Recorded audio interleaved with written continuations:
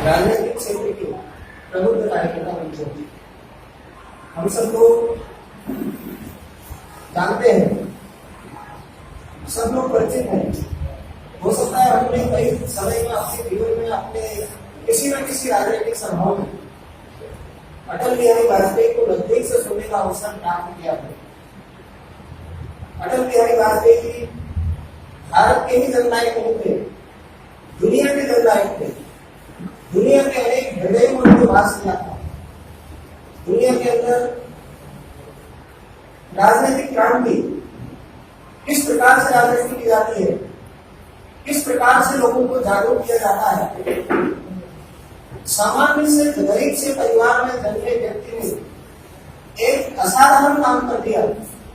अपने उस असाधारण कृतित्व के कारण आपने देखा होगा टीवी में, जो अपार धन समुद्र हो रहा था, अपार धन सैलाब हो रहा था, 14 वर्ष के वीरान सुनसान समय के बावजूद भी जो दुनिया के अंदर एक उनका एक आकर्षण और उनका जो अस्तित्व आज भी मौजूद है, उन्होंने उसको कायम रखा।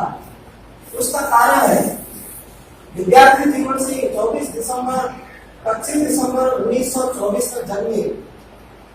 विद्यार्थी जीवन से ही वो सामाजिक और राजनीतिक क्षेत्रों में पहुंच सके।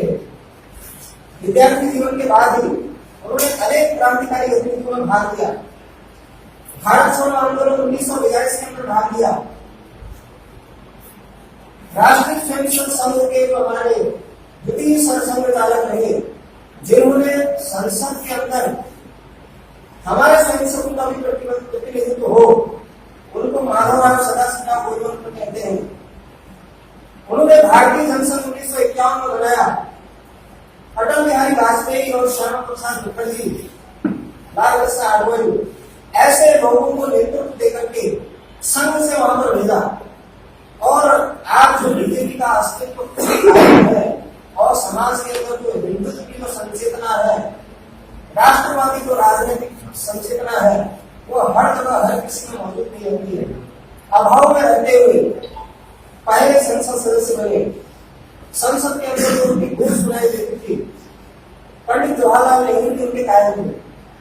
वो भी कहते थे कि आप एक दिन जरूर इस देश के प्रधानमंत्री बनोगे। वो सच हुआ। 13 दिन बने, 13 महीने बने, 5 महीने बने, 5 साल बने, लेकिन उसके बावजूद उन्होंने एक पार्टी का प्रतिनिधित्व नहीं किया, 2 का नहीं किया, 3 का नहीं किया, 10 का नहीं किया, 12 का नहीं किया, लगातार 24 पार्टियों का प्रतिनिधित्व किया। 2 दर्जन पार्टियों को एक साथ संगठित करके एक मंच पर आकर खड़ा कर दिया और कह दिया कि किस प्रकार से सामंजस्यपूर्ण राजनीति हो सकती है, किस प्रकार से समाज के अंदर लोगों को एकजुट किया जा सकता है, और वो भी निर्विवाद, भ्रष्टाचार रहित, और दुनिया के अंदर किस प्रकार हम एक प्रेरणा, एक अस्तित्व खड़ा कर सकते हैं। अटल जी साहित्यकार थे ही। संघ के द्वारा जो एक पत्रिका निकलती है 5 दिन में, उसके भी संपादक रहे। अपने प्रचारक जीवन को जीवन भर निभाया। प्रधानमंत्री काल में उनके प्रचारक जीवन की जो झलक दिखाई देती थी, आसमान अतिवाहित रहे इस राष्ट्र के लिए। उस भीषण दलदल के अंदर एक ऐसा प्रचंड कमल जो खिला, वो राष्ट्रपति के संपादक रहे, वे अनेक पत्रिकाओं के संपादक रहे। संघ के कार्य को करने के लिए आगरा से निकल के उत्तर प्रदेश के विभिन्न स्थानों पर राष्ट्रीय स्वयंसेवक संघ का कार्य किया।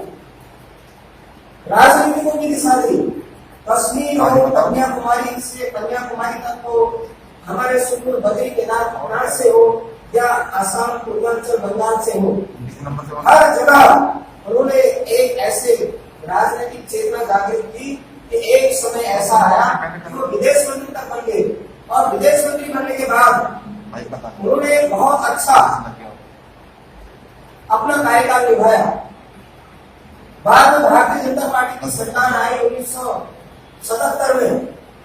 इंदिरा गांधी के आपातकाल में विरोध के बाद जेलों में गए हमारे कार्यकर्ता, हमारे लोग, हमारे संघ से जुड़े हुए लोग या राजनीतिक क्षेत्र से जो हम लोग का प्रतिनिधित्व करते हैं, वे सब लोग आपातकाल का जो दर्श मिला उसके बाद उदय हुआ मोरारजी देसाई के नेतृत्व में उनका समर्थन दिया, लेकिन बाद में बहुत सहमत नहीं हुए।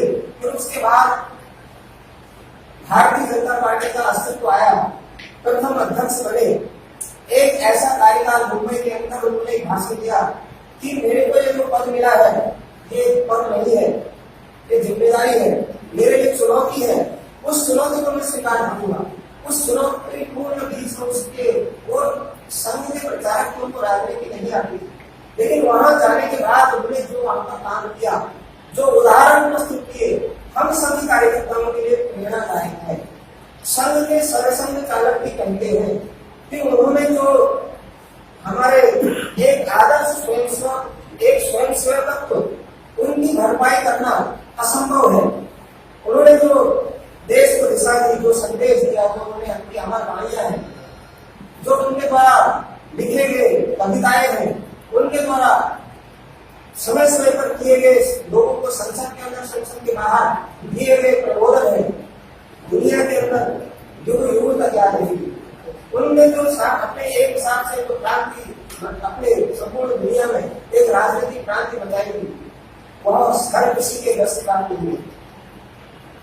आज जो विरोधी जो कहते हैं कि उन्होंने 13 दिन में उनकी सरकार गिरा दी या 13 महीने में सरकार गिरा दी, वो भी कहते हैं कि वो आजाद शत्रु थे। उस समय उनको ध्यान नहीं रहा कि वो आजाद शत्रु थे, लेकिन वास्तव में आजाद शत्रु थे।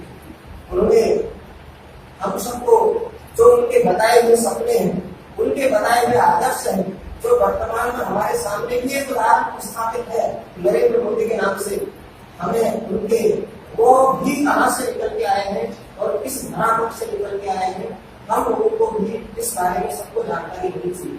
अटल जी का जीवन हम सबके लिए अनुकरणीय था, आदर्श है, आदर्श रहेगा। उनकी कविताएं भी, वो कविताओं में कहते थे कि यह जो हमारा पूरा हिमालय है या कन्याकुमारी है, यहाँ का जो कांकण है वो हमारे लिए संकट है। यहाँ की जो धरती है, यहाँ का जो हर चीज है, नदी है, पर्वत है, ये सब हमारे लिए पूजनीय है। वो कहते थे कि मेरे मरने के बाद भी अगर कोई इनको कान लगा करके सुनेगा तो एक ही आवाज आएगी, भारत माता की जय।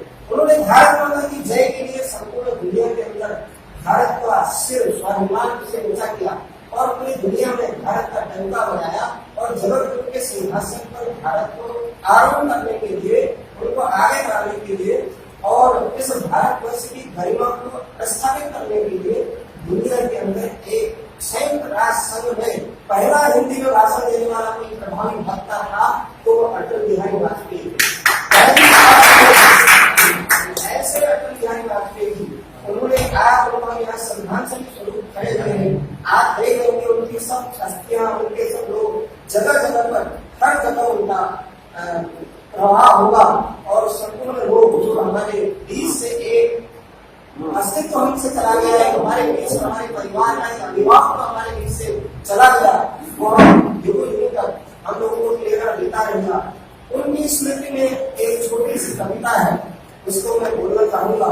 उनके श्रद्धांजलि स्वरूप उन्होंने बोला था, हिंदू महोदय की छाती से झलकी अभिमानों की ज्वाला, किंतु बाद आसे हिमाचल दीप्तमान हृदय की माला, सागर की उत्ताल तरंगों में लहरों का जी भर क्रंदन, सोने की गंगा को मिट्टी लगकर भरता आप मंजन, शून्य तटों से सर टकराकर कूद रही गंगा की धारा, सगर सुकून से बढ़कर मिल गया आज हुआ भारत सारा। यमुना रोती कहाँ कृष्ण है, सरयू कहती कहाँ राम है, यदि गंडकी खोज रही है, चंद्रगुप्त बलधाम कहाँ है, अर्जुन का गांधी किधर है, कहाँ भीम की गदा खो गई, किस कोने में पांचजन्य है, कहाँ भीष्म की शक्ति सो गई। अगर किसी पाए अपहद है, महावीर इसको पहचानो, अलग क्षेत्र को धूल चटाने वाले और से जागो, क्षत्रियत्व की प्रत्यय जागो, चरपुत्र के हिस्से जागो, कोटि कोटि पुत्रों की माता अब भी दीप अपमानित है, जो जननी का गुण मिटाए उन पुत्रों पर भी लानत है, लानत भी हरी जवानी पर जो सुख की नींद सो रहे, लानत है हमको कोटि है किंतु किसी के चरण हो रहे, तब तक जिस घर में पग चूमे तुम न क्यों गौरवमयी होकर भी मेरे सर्वराज आलस में रखियो। गत वैभव का स्वाभिमान ले वर्तमान की ओर निहारो, जो झूठा खातर बनते हैं उनके सम्मुख कर्ण पसारो। पृथ्वी की संतान भिक्षुवन परदेसी का दान न लेगी, गोरी की संतति से पूछो क्या हमको पहचान लेगी। हम अपने को ही पहचाने, आत्म शक्ति का निश्चय ठाने, पड़ी हुई झूठे शिकार को सही नहीं जाते हैं खाने। हम एक हाथ में हृदय दूसरे में सृजन लिए फिरते हैं, सब कीर्ति की ज्वाला में जलते हैं, हम अंधियारे में जलते हैं। आंखों में वैभव के सपने, पद में तूफान की गति हो, राष्ट्र सिंधु का द्वार रुकता आए जिस जिसके हिम्मत को। अटल बिहारी वाजपेयी जी ने चरय वेदी के मंत्र को जो सार्थक किया, पंडित दीनदयाल उपाध्याय के श्याम के सपूत जो आगे बढ़ाया और एक आदर्श कार्यकर्ता और एक आदर्श स्वयंसेवक, एक आदर्श राजनीति की स्थापना की, वो हम सबके लिए अनुकरणीय है।